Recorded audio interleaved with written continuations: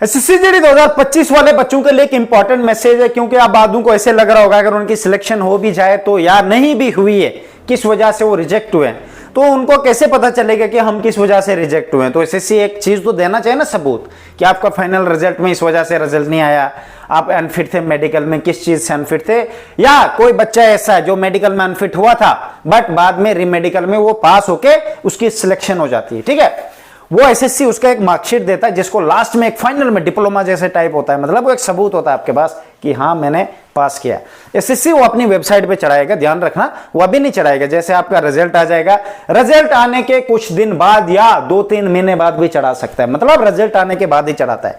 ठीक है, उस मार्कशीट में क्या होगा, लास्ट फाइनल में जो एसएससी आप सब बच्चों को मार्कशीट देगा, चाहे वो जो फेल हुआ है, चाहे जो रह गया है, चाहे जो पास हो गया है, वही बच्चा जो मेडिकल तक पहुंचा है। इस बात का जरूर ध्यान रखना। ठीक है, उसमें आपको क्या क्या बताएंगे, देखो भाई, उसमें पूरा आपको समझाएंगे कि आपके मार्क्स इतने थे, एनसीसी या एनसीसी प्लस किए तो इतने हुए, नॉर्मलाइजेशन आपकी कितनी इंक्रीज हुई थे, आप कौन से एरिया में आते हो, नेक्सल है या वो क्या बोलते हैं मिलिटेंसी है या जो भी बॉर्डर है या जनरल एरिया है, कौन सी कैटेगरी आपकी, पहले आप किस कैटेगरी में थे और बाद में आपकी कैटेगरी इनवैलिड रही तो आप किस कैटेगरी में आए, आपको किस रीजन से रिजेक्ट किया गया। मान लेते कोई ओबीसी वाला, ओबीसी ईडब्ल्यूएस के फाइनेंशियल के हिसाब से ही उसको भी माना जाता है ओबीसी, क्रीमी लेयर क्यों मानते हैं, क्रीमी लेयर होता है आपके फादर की इनकम सालाना 8 लाख से ज्यादा नहीं होनी चाहिए। ठीक है, अब वो हर साल की थोड़ी ना देखेंगे कि आप 15 साल पुराने लाओगे तो चलेगा, नहीं मेरे भाई, ईडब्ल्यूएस एंड ओबीसी एक ही बेस, ओबीसी में कास्ट आ जाती पर वो भी ईडब्ल्यूएस के हिसाब से एक ही फाइनेंशियल ईयर का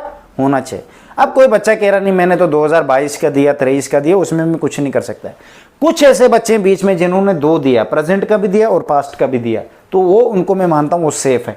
दूसरे वो बच्चे जिन्होंने बाद में तहसीलदार से साइन करा के लाया कि हाँ ये बच्चा पहले भी ओबीसी में फॉल करता तो क्रीमी लेयर में और अभी भी करता है, और बाद में बेलशक इसका एग्जैक्ट डेट सर्टिफिकेट का बाहर आने का बेलशक कुछ रहा होगा, तो वो भी बच्चे सेफ है। क्योंकि ध्यान रखना, बच्चा वही सेफ है जिसके ऊपर फर्स्ट क्लास गेजेटेड ने साइन किया इस डॉक्यूमेंट पे। अगर किसी को लगता नहीं नाइब ने किया तो भाई मैं कुछ नहीं कर सकता, क्योंकि एसएससी के रूल के हिसाब से अगर आप देखो तो फर्स्ट क्लास मजिस्ट्रेट का ही होना चाहिए। फर्स्ट क्लास मजिस्ट्रेट होता है किसी डिपार्टमेंट का हेड, जैसे एक पुलिस स्टेशन का हेड कौन होता है, एसएचओ होता है, एक रेवेन्यू डिपार्टमेंट का हेड कौन होता है, तहसीलदार होता है, एक डीसी डिस्ट्रिक्ट का हेड कौन होता है, डिप्टी कमिश्नर होता है। ऐसे ऐसे मतलब एक जो फर्स्ट क्लास मजिस्ट्रेट जो फर्स्ट नंबर पे बैठा होता है उसका साइन होना चाहिए। ठीक है मेरे भाई, तो वही माना जाएगा। अब कोई बोलेगा नहीं मैंने नाइब का लाया तो मैं कुछ नहीं कर सकता, शायद एसएससी बोले कोई बात नहीं, नाइब के आप कहां बेचारे को रिजेक्ट करेंगे, होते हैं ना बीच में ऐसे भी कि सब डॉक्यूमेंट ओके तो डेफिनेटली ये वहीं का ही होगा। अगर डॉक्यूमेंट में उसको कुछ भी तुड़क तड़क दिखी तो कांड हो जाएगा। फॉर एग्जाम्पल तेरा डॉक्यूमेंट यूपी बिहार का है 10th मार्कशीट और बाकी डॉक्यूमेंट उधर के हैं, तो थोड़ा सा शक होता है, वो अच्छे से भी चेक करते हैं उन बच्चों को। ठीक है, जिन बच्चों का एक ही स्टेट का सब कुछ होता है उनका दोबारा से डॉक्यूमेंट वेरिफिकेशन नहीं होता है, होगा भी जस्ट स्पेलिंग चेक करने के लिए किसी और रीजन से। अब एक और अच्छे किस्म से डॉक्यूमेंट वेरिफिकेशन क्या होता है, जिसमें आपका जो रजिस्ट्रेशन नंबर होता है, जैसे 10th मार्कशीट के ऊपर एक आपके ऊपर नंबर होता है रजिस्ट्रेशन नंबर, और 8th की वो पता होता है कि ये बच्चा रजिस्टर्ड है, गवर्नमेंट रजिस्टर्ड है, गवर्नमेंट के अंदर इसने अपनी 10th पास की है। ठीक है, या चाहे आपने प्राइवेट से किया तो प्राइवेट भी रजिस्टर्ड ही होते हैं, उधर जेके बोर्ड जैसे हमारे जम्मू कश्मीर का है, हिमाचल बोर्ड हो गया, झारखंड बोर्ड हो गया, कोई भी है, सीबीएसई बोर्ड हो गया, वो सब एक बोर्ड होते हैं, ये गवर्नमेंट रजिस्टर्ड बोर्ड होते हैं। ठीक है भाई, वो एक रजिस्ट्रेशन नंबर आपको मिलता है, वो हमेशा से होता है, आपको जो 8th में मिला था वही 9th 10th 11th 12th तक होता है, 12th के बाद चेंज हो जाता है। ठीक है, तो इस बात का जरूर ध्यान रखना मेरे भाई।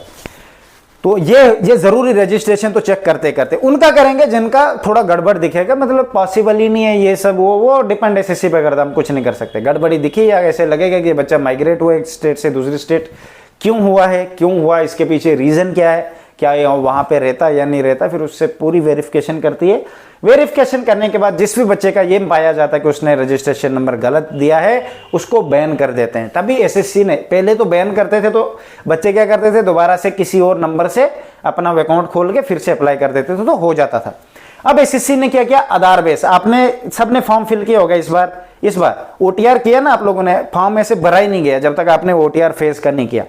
ठीक है, उसको कहते हैं फेस का ओटीआर। आपने जो आधार कार्ड नंबर डाला, लाइफ में एक ही आधार कार्ड, एक ही आधार नंबर मिलता है शायद, मेरे हिसाब से, मुझे नहीं लगता कोई और दूसरा भी शायद बना सकता है, पर मुझे लगता है एक ही आधार नंबर मिलता है, वही उसी से आपने एसएससी का फॉर्म फिल किया, ऐसे कोई नहीं फिल कर सकता है। ठीक है, अगर वही आपका आधार नंबर बैन कर देंगे तो आप क्या करोगे, नहीं जा सकते एसएससी की वेबसाइट पर दोबारा। इसीलिए मैं कह रहा हूँ रजिस्ट्रेशन वैलिड। अगर तुम्हें लगता है कि नहीं है, मेरे पास ओबीसी नहीं है, ईडब्ल्यूएस नहीं है, तो आपको पहले ही सोच होनी के चाहिए कि मुझे जर्नल से ऊपर मार्क्स लेने की कोशिश करनी है। ठीक है मेरे भाई। अब ये चीज़ें मैं आपको हर बार क्यों समझाता था, इसीलिए समझाता था, पर आप लोगों को तो पता नहीं चाहिए क्या जो घर में आके सुनाए। सुनाना क्या भाई, वीडियो में मैं जो बोलता हूँ वो हर एक के लिए होता है, वो रियलिटी है। ये बात मजाक नहीं कर रहे मेरे भाई, आप देख लेना, खुद पता लग जाएगा। ठीक है, बेस्ट ऑफ लक।